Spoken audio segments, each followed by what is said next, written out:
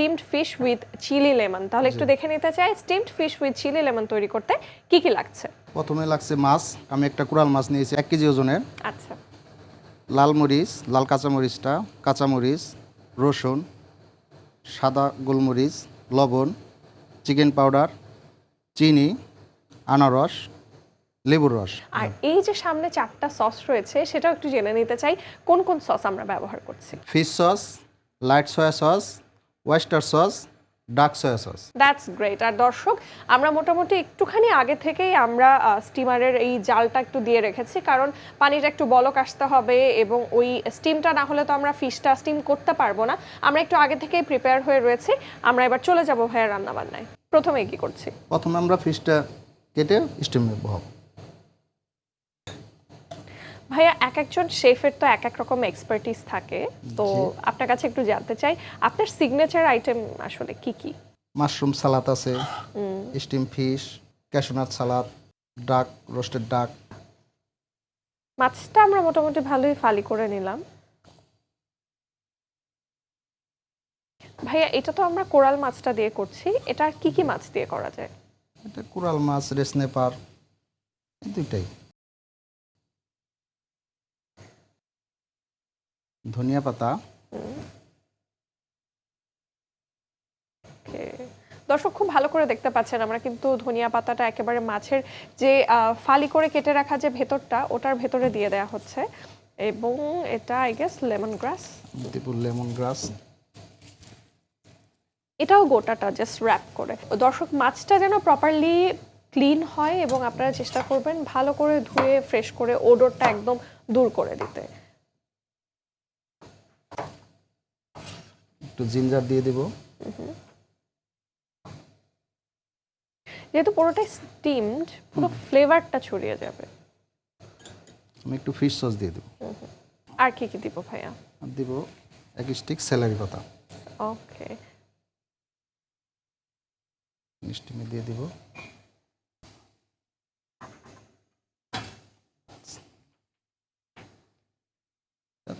15 মিনিটের মতো স্টিম করতে হবে। ওকে, আমরা এবার সসটা তৈরি করব। এখন আমরা সস তৈরি করব। আমরা দিচ্ছি 1 টেবিল স্পুন সুগার, আচ্ছা, 2 টেবিল স্পুন ফিশ সস,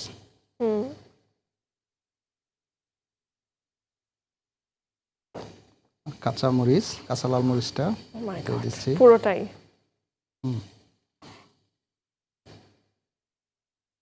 ধনিয়া পাতা, 100 মিলি মতো পানি লাগবে। ওকে, একটু পানিও দিয়ে নিলাম 100 ml মতন। মানে চিনিটা সহ আর কি মিলিয়ে দিবেন, তাই তো? এবার কি দেব? দেব লেবু, লেমন জুস।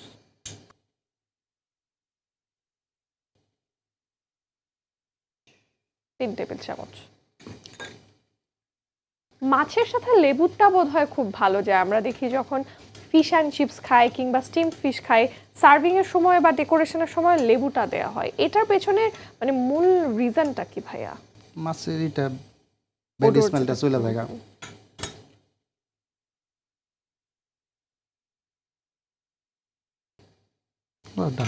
এবার আমরা ওয়াও,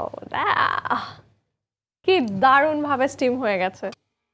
এখন আমরা ফিশটা বের করে নিচ্ছি। খুবই কেয়ারফুলি নিব দর্শক, এবং আমি স্টিমারটা খুবই কেয়ারফুলি সরাই ফেলি।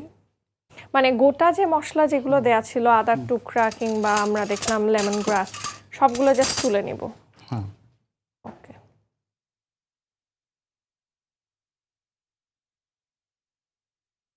ওকে, তার মানে এইগুলো যেগুলো দিলাম ভাইয়া জাস্ট হচ্ছে ফ্লেভারটার জন্য। ওকে,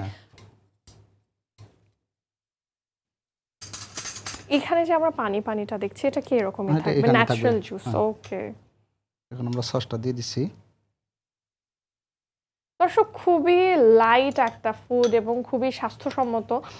যারা ডায়েট করছেন কিংবা যাদের খাবারে ন্যাচারাল সোর্স থেকে যারা প্রোটিন কিভাবে যুক্ত করবেন এটা নিয়ে ভাবছেন, তাদের কিন্তু চিন্তার কোনো কারণে আজকের রেসিপিটা দেখে কিন্তু অনায়াসে ট্রাই করতে পারেন।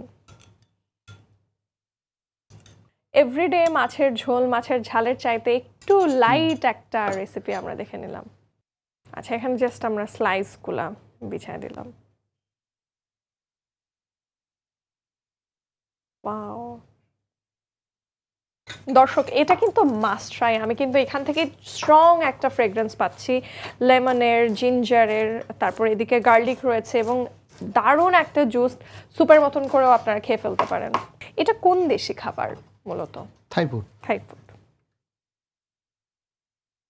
আর এবার ভাইয়া স্প্রিং অনিয়ন, আর এখানে আগে থেকে কেটে রাখা টমেটো রয়েছে।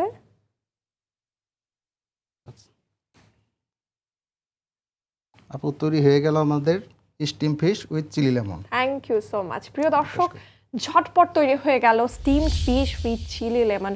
শুরুতেই বলেছিলাম আমরা আজকে ভিনদেশি খাবার খাবো, সো আমাদের এই রেসিপিটা ছিল বেসিক্যালি ইটস থাই ফুড। আর যেমনটা বলছিলাম, পাশে কিন্তু এই যে ফিশ থেকে যে জুসটা এসছে স্টিম হওয়ার পরে, সেটা কিন্তু অনায়াসে কেউ সসের মতন করে কিংবা স্পেশালি স্যুপের মতন করে খেয়ে নিতে পারেন। আর স্বাস্থ্যসম্মত একটা রেসিপি দেখেছি।